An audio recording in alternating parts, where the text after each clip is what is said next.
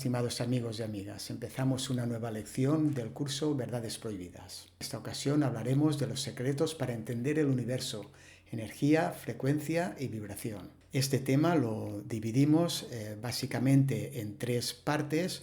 Por una parte, lo que representa la luz como campo magnético. En segundo lugar, hablaremos de la metafísica de Isaac Newton. Y en tercer lugar, de la teoría del campo electromagnética, de los principios electromagnéticos que descubrieron, entre otros, Michael Faraday y Maxwell. Son algunas de las aportaciones que más contribuyeron al desarrollo de la teoría de los campos electromagnéticos y también al significado moderno de la luz. Las consecuencias de los descubrimientos de la ciencia en torno a la luz fueron revolucionarios y continúan siendo revolucionarios para la humanidad.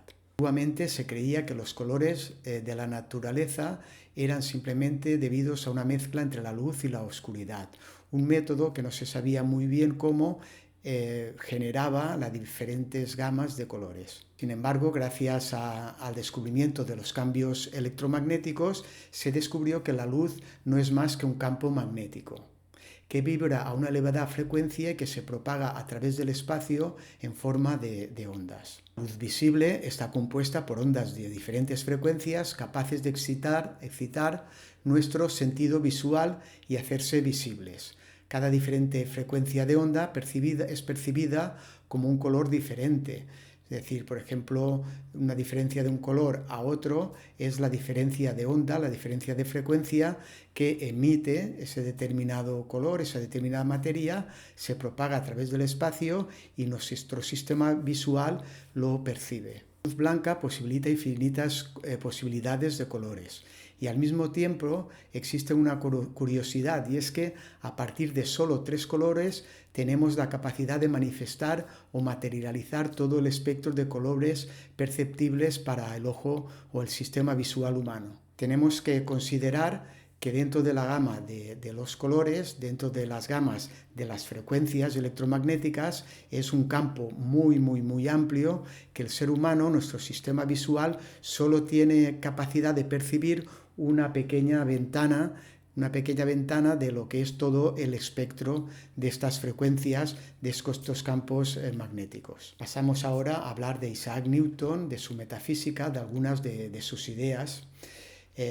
Isaac Newton rechazó las teorías de su época sobre la acción a distancia y conectó con la sabiduría propia de los filósofos de la antigüedad. Newton, en su metafísica de funcionamiento del mundo y de las personas, consideraba que la mente de la persona constituye una sustancia expandida, presente en el mismo lugar de nuestro cuerpo, pero esparcida en el espacio. Es decir, que nuestra mente tiene la capacidad de expandir los pensamientos a través de un campo más allá de lo que es la mente física y material.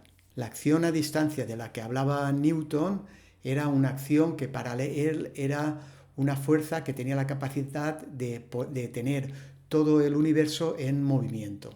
Para él esta fuerza era una acción de Dios en toda la naturaleza. Newton establece una relación entre esta fuerza universal, para él era Dios, y nuestra mente. Para Newton, Dios y la mente están en la naturaleza, siendo Dios quien establece una relación similar con toda la naturaleza, en la que la relación de nuestra mente con nuestro cuerpo, con nuestra materia, sería análoga a la relación que Dios establece con toda la creación en su conjunto. Limitaciones de la metafísica o de las teorías de Newton eran evidentes porque él desconoció, no llegó a saber de la existencia del campo electromagnético y de los principios que posteriormente se descubrirían. Sin embargo, él ya hablaba de lo que él denominó o interpretó como un espacio absoluto, que vendría a ser esa especie de campo que lo impregna todo y donde están esas líneas de fuerza y esa energía a la que él hacía referencia. Newton en sus escritos, en sus trabajos, dejó claro que conocía las partes débiles de su teoría. De hecho, para él existía algo aparte de la materia, de la masa, que resultaba determinante. Algo que él interpretó, como decimos, como ese espacio absoluto, como ese campo de fuerza electromagnética. Los descubrimientos del electromagnetismo y de la teoría del campo electromagnético vinieron más con Faraday y con Maxwell. Para Faraday, la realidad del mundo no es más que una teoría de campos electromagnéticos. Faraday considera que las líneas de fuerza llenan todo el campo magnético común que ocupa todo el universo. Es decir, nuestro universo funciona como una especie de imán.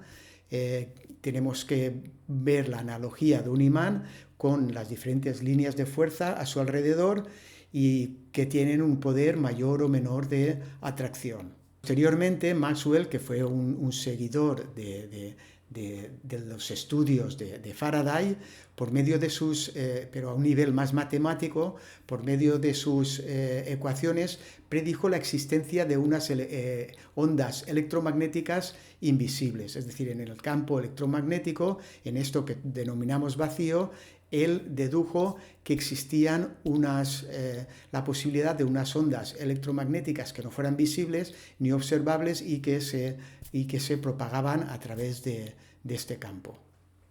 Estos estudios fueron muy importantes y lo continúan siendo.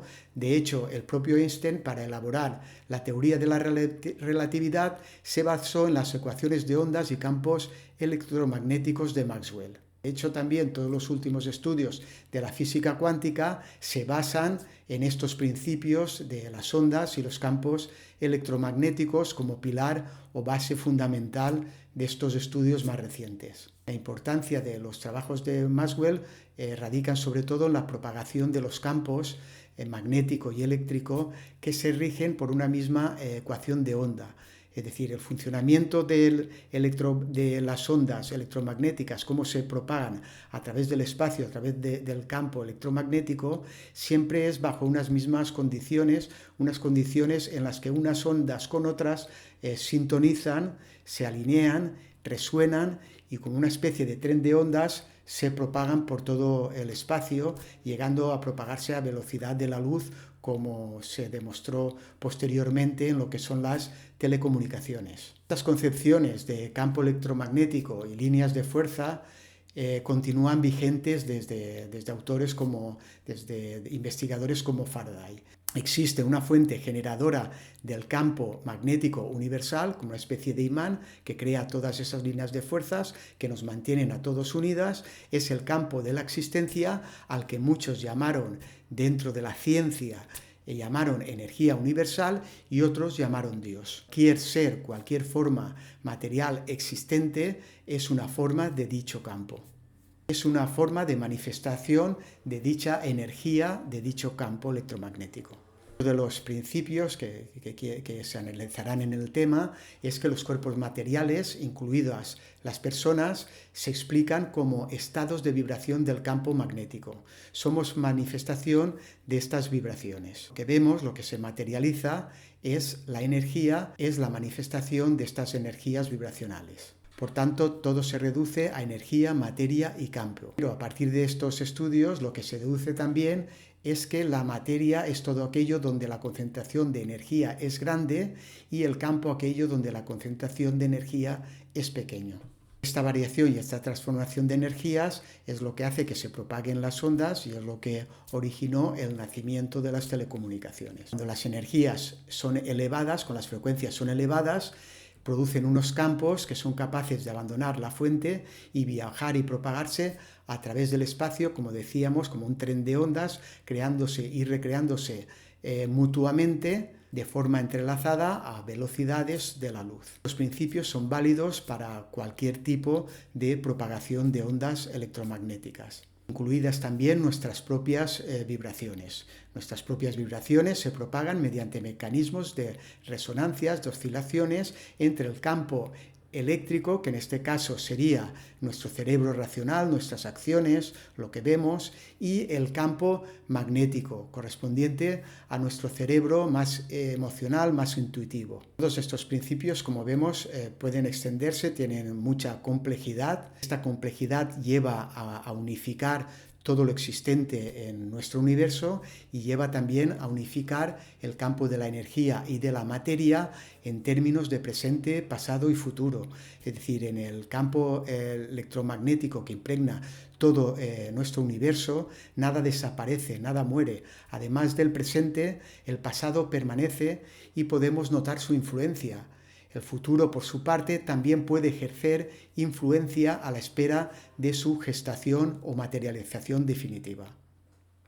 Estos principios son principios en los que trabajaron y gracias a los cuales se ha desarrollado todos estos grandes avances, especialmente en los 200 últimos años, ha experimentado nuestra humanidad. Todo este saber, a lo largo del tiempo, desde la época de Faraday y de Maxwell, ha llevado también paralelamente a un desarrollo de las pseudociencias, especialmente en periodos difíciles como tras las guerras mundiales o incluso en la actualidad. Las pseudociencias son muy peligrosas porque de alguna forma interfieren sobre todo en aquellas personas más vulnerables. Por ello que lo que tratamos en este tema es de dejar unos principios claros que se han defendido y que ha sido la base de nuestro progreso, tanto personal como social, como digo, más relevante en toda la historia de la humanidad.